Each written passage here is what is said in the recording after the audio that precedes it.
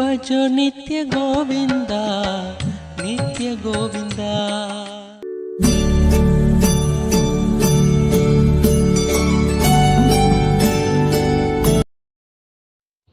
வணக்கம் மாஸ்டர். சென்னையிலேருந்து ஏழுமலை பேசுகிறேன் மாஸ்டர். எனக்கு இப்போ ஜஸ்ட் ஒரு 5 மினிட்ஸ் முன்னாடி ஒரு சம்பவம் நடந்துச்சு. என்னுடைய தொண்டையில் பார்த்திங்கன்னா மேலே அது என்ன சொல்கிறதுன்னு தெரில, நாக்கு மேலே தள்ளனா இருக்குமே அந்த மாதிரி இடத்துல பார்த்திங்கன்னா ரொம்ப கோழை மாதிரி ரொம்ப வந்தது. ஆனால் மூக்குலேயும் சளியிலையும் எதுவுமே இல்லை. திடீர்னு கோழை மாதிரி வந்தது. அது டேஸ்ட்டாக தித்திக்கிற மாதிரி இருந்தது, நல்லாவே இருந்தது. இதுதான் அமிர்தமா? இல்லை அமிர்தம் வரும்போது நீங்கள் சவுண்டு ஏதோ வரும்னு மாதிரி சொன்னீங்க, அந்த மாதிரிலாம் எனக்கு எதுவும் வரல. ஆனால் ஒன்று மட்டும் வந்தது, ஒரு மாதிரி விந்துடைய ஸ்மெல் மாதிரி இருந்தது. அது தொண்டையில் எப்படி அந்த மாதிரி அந்த ஸ்மெல் எப்படி தொண்டை வரைக்கும் வருதுன்னு தெரில எனக்கு. ஆனால் அங்கே அந்த ஸ்மெல் வர்றது, அது ஸ்மெல் பண்ண வரல, உள்ளுக்குள்ளேயே அது தெரியுது. அந்த ஸ்மெல் வந்து என்ன இந்த ஸ்மெல்லு அடிக்குது அப்படின்ற மாதிரியும் ஃபீல் ஆச்சு.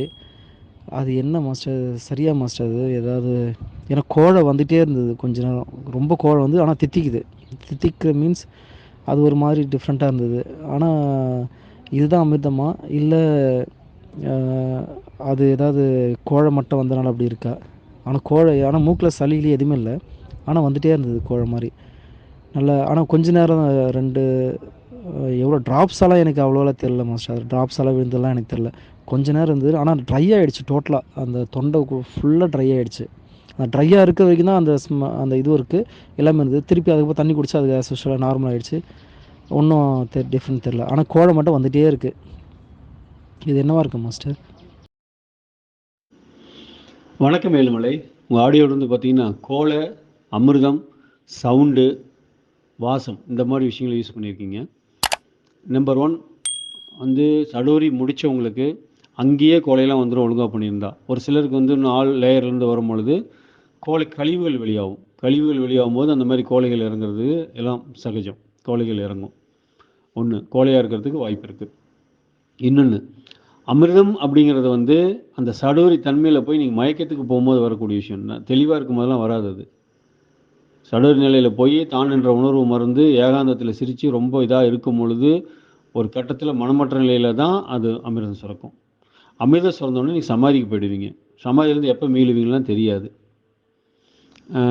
அந்த அமிர்தம் எப்படி இருந்தது, டேஸ்ட்டாக இருந்ததோ, வாசம் அதெல்லாம் தெரியாது உங்களுக்கு. அது ஏன்னா அன்கான்சியஸ் போகிற நிலையில் தான் இருப்பீங்க. தன்னுணர்வற்ற நிலையில் தான் நீங்கள் இருக்கும்போது மட்டும்தான் அமிர்தம் சுரக்கும்.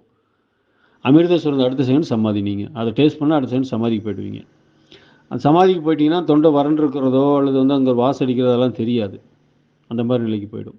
இன்னொன்று, மனம் பயங்கரமானது. அது உங்களை ஞானம் அடைஞ்சதாக கூட அது ஏமாற்றும். மனதோட சக்தி குறைச்சி ஏற்பட்டுறாதீங்க. அதனால் நீங்கள் அதை பற்றியே நினச்சிட்டு அதை பற்றி திங்க் பண்ணிகிட்டு இருக்கும்போது, நீங்கள் பைக்கில் போயிட்டுருக்கலையோ இல்லை கன்ஸ்ட்ரக்ஷனில் ஒரு வேலை செஞ்சுட்டு இருக்கும்போதே கூட அமிர்தம் சுரந்துருச்சு உனக்கு, நீ இப்போ சமாதியாக போகிற அப்படின்லாம் மனசு ஏமாற்றும். ஸோ மனம் மயக்கமாக உண்மையால் வருதா அப்படிங்கிறதெல்லாம் இருக்குது. அப்போல்லாம் சாதாரணமாக அமிர்தம் சுரந்துராது. அந்த ஏகாந்தத்திலேயே நீங்கள் இருக்கணும், சடோரி தன்மையிலேயே இருக்கணும். உங்கள் மைண்டில் வேறு எதுவுமே ஞாபகம் வராது.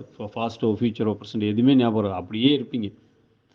இப்போ பித்து பிடிச்ச மாதிரி போவான் வருவான், கூப்பிட்டாலும் காது கேட்க அந்த மாதிரி இருப்பாங்க பார்த்தீங்களா, கொஞ்சம் அப்படியே ஒரு நிதானத்தில் இருக்கும். அந்த காமிலெலாம் பாருங்கள் சுற்றிட்டு இருக்கும்.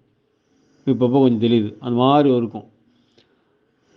அவனை பைத்தியக்காரன் தான் சொல்லுவாங்க எல்லோரும். அந்த நிலையில் இருப்பான், அப்படியே இருப்பான். அது தொடர்ந்து நீடிக்கும் பொழுது மனமற்ற தன்மைக்கு போகும்போது மட்டும்தான் அது சுரக்கும். அதுக்கு முன்னால் இந்த மாதிரி கோழைகள் கழிவில் வயிற்றால் போகும், வாந்தி வரும், சளி வரும், இந்த மாதிரி கோழையாக கொட்டும், இதெல்லாம் நடக்கும். இந்த சம்பவம்லாம் அதுக்கு முன்னாடி அந்த ப்ராசஸில் நடக்கும்.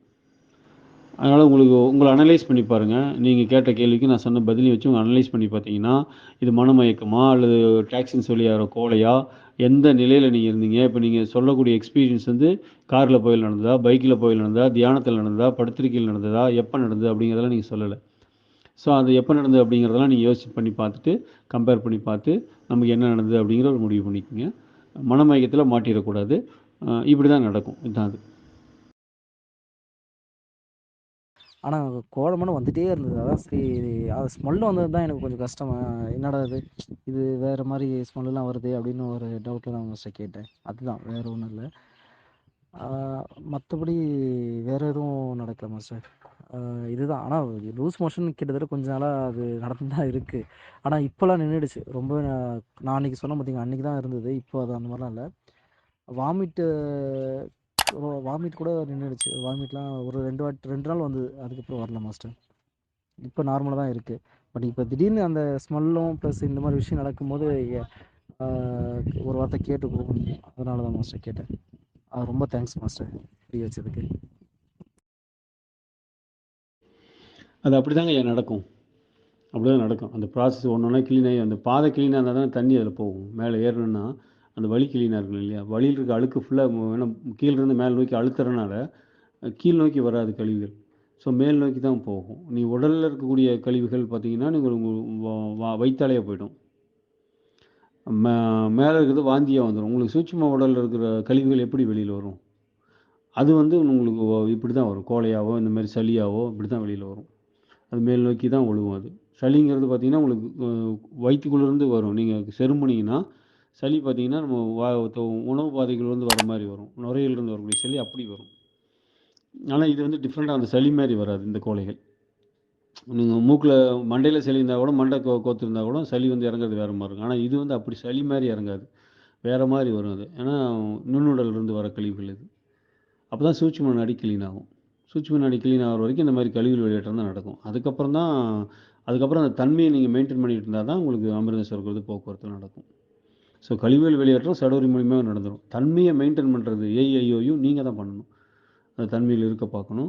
தன்மையை மெயின்டெயின் பண்ணிட்டு இருந்தோம்னா, ஆட்டோமேட்டிக்கா அது வந்து சுரக்கும். அது தியானத்தில இருக்கும்போது தான் பெரும்பாலும் சுரக்கும். சாதாரண நேரத்தில சுரக்காது. ஒன்ஸ் சுரந்து நீங்க சமாதியில அனுபவிச்சுட்டீங்கன்னா, சாதாரண நேரத்தில கூட சுரக்கும். அப்பயும் அந்த தன்மைக்கு நீங்க போகணும். அது ரொம்ப முக்கியம். தன்மை இல்லாத நேரத்தில சாதாரண நேரத்தில சுரக்காது. தன்மை ரொம்ப முக்கியம். அப்ப அது வந்து சுரக்கும். என்ன புண்ணியம் செய்தேனோ